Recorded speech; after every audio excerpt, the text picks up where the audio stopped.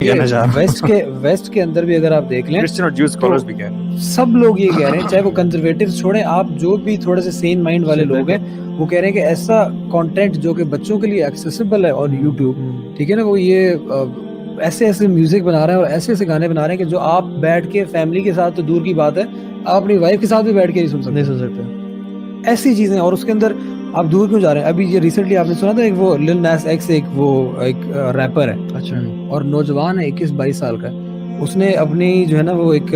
गाना निकाला है, पता नहीं बताना चाहिए कि नहीं बताना चाहिए, यहाँ पर शायद तो स्ट्राइक ना हो जाए। आप गाना नहीं कहना बताएं, आप बताएं कि उसका वो मेन एसेंस क्या है। खैर वो बेसिकली वो बंदा बता ही रहा है कि आई वाज गे अपनी सारी जिंदगी and I have been hiding it, अच्छा, और अब मैं नहीं छुपाऊंगा, ठीक है। और साथ वो बाइबल का एक वर्स लेके आता है, लूक,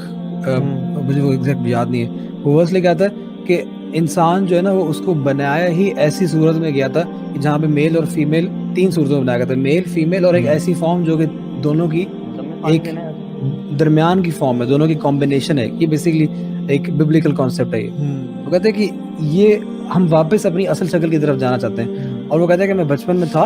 और अभी भी हूँ, and I have been not talking about it, क्योंकि ये सोसाइटी में टैबू समझा जाता है, लेकिन अब मैं ये करूंगा और खुल्लम खुला करूंगा। और उस पूरी म्यूजिक वीडियो में दिखाया गया है कि वो पहले जन्नत में दिखाया गया, अच्छा, उसके बाद शैतान आता है सांप की सूरत में, और वो उसको सिड्यूस करता है, और वहां से वो सिड्यूस होने के बाद शैतान को फॉलो करते करते करते करते वो इसी अपने गेइज्म के अंदर फॉलो करते करते करते वो दोज़ख में चलाते दिखाते हैं, he is falling down down down, और उसके बाद वो जाके शैतान की थ्रोन के ऊपर उसके साथ उसकी कुर्सी पे बैठ के वहां पे गलत काम करता है। And this is not PG-13 और एनीथिंग, ये वो कंटेंट है जो बच्चों के लिए ओपन है। और इन्होंने फिर जूते लॉन्च किए, इसी सिंगर ने अपने जूते लॉन्च किए, और उसने कहा कि उन जूतों के अंदर इंसानी खून डाला हुआ था, जिसको नाइकी ने जो है ना उसको वो कर दिया, सू कर दिया कि how can you use our shoes for this filth, and they also won that lawsuit. तो ये इस वक्त सिचुएशन है हमारे मीडिया की, जो हमने बच्चों को टैबलेट्स पकड़ाए हुए वो देख रहे हैं, और ये सब कुछ होने के बाद हम इसमें बहुत बड़ा कसूर हमारे पेरेंट्स का बहुत बड़ा कसूर है। ये वल्लाह अभी कुछ दिन पहले की बात है, मैं कुछ बच्चों से ही बात कर रहा था, लड़कों से बात कर रहा था, उनको समझा रहा था कि यार ये इन चीज़ों में मत पढ़ो, ये वो। I have known them for a very long time, obviously हमारे करीब के लोग थे, तो मैं उनको समझाने के बाद ना बार बार जब उनके पेरेंट्स से मैं बात की ना, तो मैं बस रोया नहीं हूँ मैंने, और बाकी मैंने सब कुछ वहाँ पे कहती हूँ। और उसकी रीज़न ये थी, मेरी परेशानी की रीज़न ये थी कि मैं उन पेरेंट्स को मैं देख के हैरान होता हूँ कि आप अपने बच्चों को उन सोसाइटीज़ में बिठा रहे हैं, उन लोगों में बिठा रहे हैं जहाँ पे ये फिल्थ है, उन इदारों में भेज रहे हैं जहाँ पे ये फिल्थ है, उनका ईमान कॉम्प्रोमाइज़ हो रहा है वहाँ पे वो फिल्थ है, वो रिलेशनशिप्स में है, और आपको पता है वो रिलेशनशिप्स में, और यू डोंट बैट एन आई। क्यों? जब तक बच्चा अच्छे नंबर लेता रहता है या नंबर लेती रहती है, डिग्रियां आ रही हैं, एज लॉन्ग एज डिग्रियां आ रही हैं, खैर ये टाइम पास चलती रहती है। और मुझे गैजेट्स लेके दिए हुए, गैजेट्स लेके दिए हुए, आपने उनको इंडिपेंडेंस दी हुई है, इंडिपेंडेंस दिया हुआ है, आपने उनको पूरी अथॉरिटी दी हुई है कि सब गंद करो, जो करना है करो, and the moment they want to marry someone, उसको कहते हैं नहीं तुम सेटल नहीं हो। उसके बाद आए जी हैदर भाई आए, इनको जरा काउंसलिंग कर दें, इन पे कोई दम कर दें, कोई फूंका मार दें कि ये हमारे अताअत गुजार बन जाए। तो मुझे बच्चों पे तरस आता है, मुझे हमारी यूथ के तरस आता है कि आप उनको हर चीज पे एक्सपोज करके, ठीक है ना, और आप उनको इतनी एक हाइटेंड लेवल ऑफ क्या कहते हैं डोपामिन पे लेके चले गए, वो इतना आपने उनको एंटाइस कर दिया है, व्हाट मींस आप प्रोवाइड नहीं कर रहे हो उनको। उसके बाद जब वो टाइम निकालने की बात आ रही, जो एक रास्ता है, वाहिद हलाल रास्ता है जो अल्लाह सुब्हान तआला ने हमारे लिए रखा हुआ है, वो नहीं करेंगे, वो नहीं अब आपने करने देना उसको। हराम अलाउड है, हराम अलाउड। बेटा पीछे डेट मारते रहो सब, यार सुभान अल्लाह, मेरा एक दोस्त था, वो कहता था, मैं उसकी माँ को पता था, बाप को पता था,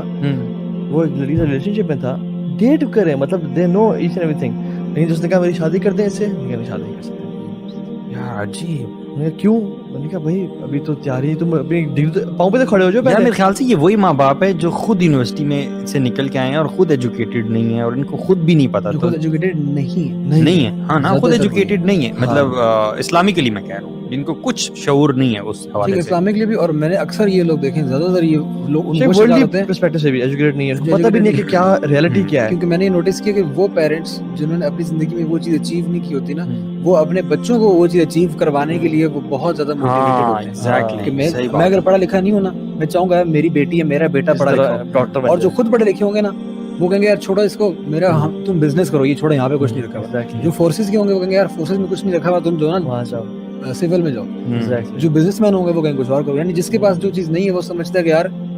the grass is greener on the other side। जैसे वो हदीस आ रही है, आप कहते हैं ना नजर की बात कर रहे थे कि अल्लाह के नबी सल्लल्लाहु अलैहि वसल्लम के साथ वो सहाबी थे फुज़ैल रज़ियल्लाहु अन्हु, जो कि बहुत खूबसूरत थे, और हज के मौका था शायद, वो ऊंट पे बैठे हुए थे और एक खातून आई, because of the Hajj she wasn't wearing the niqab, तो she was also very beautiful. तो वो जो फुज़ैल रज़ियल्लाहु अन्हु, he started looking at her and she also started looking at him. Allah के नबी सल्लल्लाहु अलैहि वसल्लम ने उनका मुंह पकड़ के ऐसे मोड़ दिया और ये कहा कि not that I don't trust you and her, आपकी पार्टी में शक नहीं है, लेकिन I don't trust the Shaitan. How big of a hadith this is. कितने कमाल की काउंसलिंग की है कैसे कि आप की तकवीर में शक नहीं है, कि शैतान जो है ना, असल में ये हम लोग कहते हैं ना कि यार तूने मुझे इतना वो समझा हुआ यार, देखने से क्या होता है यार, इतना मसला नहीं है, मैं कोई वो तो नहीं हूँ, कोई इतना वीक नहीं हूँ। अल्लाह के नबी सल्लल्लाहु अलैहि वसल्लम क्या टीचिंग दे रहे हो, क्या कॉन्सेप्ट दे रहे हैं। हम लोग ये कहते हैं ना अक्सर, हम लोग कहते हैं कि मसला नहीं है यार, हर बंदा हर वक्त ये नहीं सोचता था, किसी को आप समझाएं इतने एक्सट्रीमिस्ट ना बनो यार, क्या हो गया यार, दिमाग तो नहीं दोबारा खराब। माय कॉलीग या ही इज माय कॉलीग, हम मिलकर काम कर रहे हैं, काम भी ना करें यार, इतने हर बंदा तुम्हारी तरह, तुम मौलवी है ना, हर वक्त सोचते ही है की बात करते हैं। यार मेरा एक दोस्त है, बड़ा ज़बरदस्त होता है, और उसने मेरे ना यूनिवर्सिटी में बहुत ज़्यादा काउंसलिंग की, और मैं उस बंदे की ना आपको वो बता रहा हूँ level of piety back in the days at that time. I used to be with him even when I was not in on मतलब प्रैक्टिसिंग दीन। एक दफ़ा क्या हुआ कि वो डेलिनोर के ऑफिस में गया और वहाँ पे रिसेप्शनिस्ट जो है वो खातून थी यार, सुभान अल्लाह, वो अमेजिंग एक्सपीरियंस। उसकी बड़ी अच्छी आदत थी कि वो ना नज़र उठा के नहीं बात करता था किसी भी लड़की से ना, तो जो भी उसका मसला था ना, through out he kept looking downwards, और उसने सारा बात ख़त्म की, और वो जब बात ख़त्म होगी तो वो लड़की इतनी ज़्यादा इम्प्रेस हुई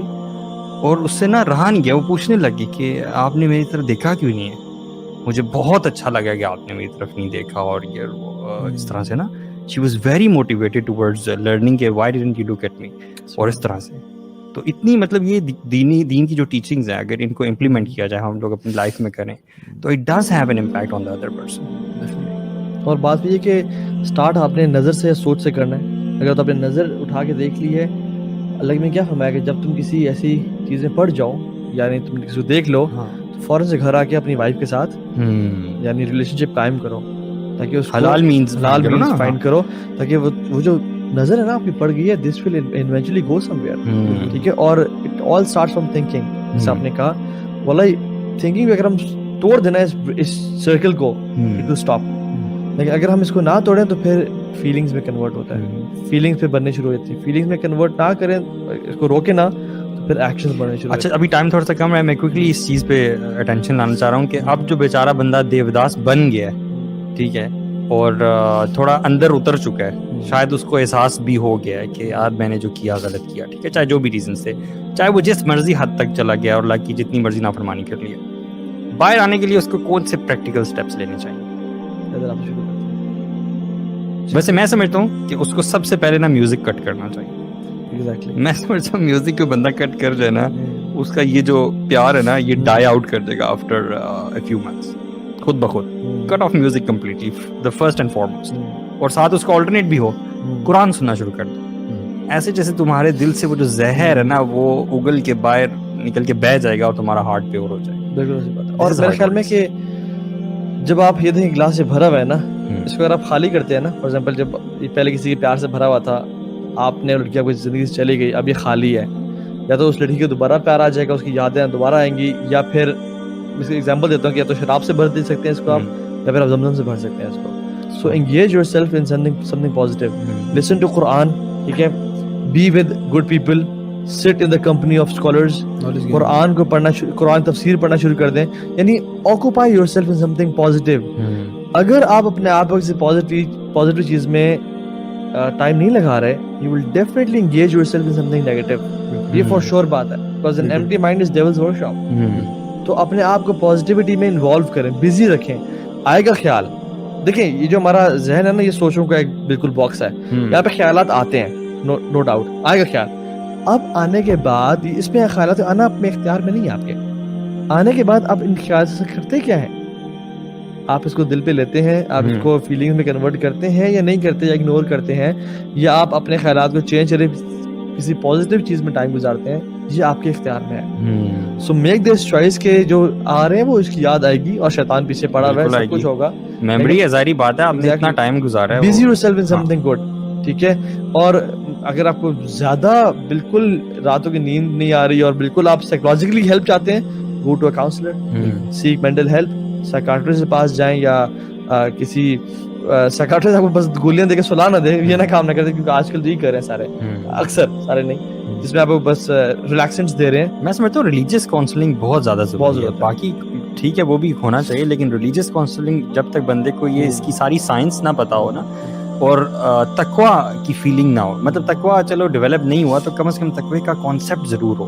कि यार अल्लाह ताला का फियर भी कुछ होता है, अल्लाह ताला से इंसान की हया भी कुछ होती है कि मैं हया करूं गुनाह के वक्त, हया ये है कि अल्लाह ताला आपको देख रहा है ना, कॉन्शियसनेस ऑफ अल्लाह सुब्हानहू ताला, ये कॉन्सेप्ट भी होना इंसान का बड़ा जरूरी है और इसकी डेवलपमेंट के लिए भी काम करना चाहिए। मैं एक और चीज बीच में ऐड करूंगा, इसका एक बड़ा अच्छा तरीका ये है कि आप जिस जगह पे आपके पास क्रॉस हो सकते हैं ना, आप उन जगहों को अवॉइड करना शुरू कर दें, जहाँ से मेमोरीज रिफ्लेक्ट होती हैं। मेमोरीज आप अपनी जगह चेंज कर लें, आप जहाँ रहते हैं आप वो जगह चेंज कर लें। If you are really serious about change, आप उस जगह से निकल जाए, आप इलाका चेंज कर लें, आप इलाका चेंज कर लें, दूसरी जगह जाके रहना शुरू करें, दूसरा शहर जाके रहना शुरू कर लें। सही बात है। और जाके अपने घर की सेटिंग भी चेंज कर दें, एटलीस्ट अगर आप जगह सेटिंग चेंज करते हैं, बदल लें जिस पे आपके आंसू गिरे हैं, वो कपड़े, वो खुशबू, फ्रेग्रेंसेस, फ्रेग्रेंसेस यार, मैन यू गॉट टू बहुत ज्यादा बहुत ज्यादा जो है ना, ये टेस्ट ऑफ फ्रेग्रेंस, ये मेमोरीज को जो है ना, वो वापस खाना छोड़ दे जो उसके साथ खाया करते थे।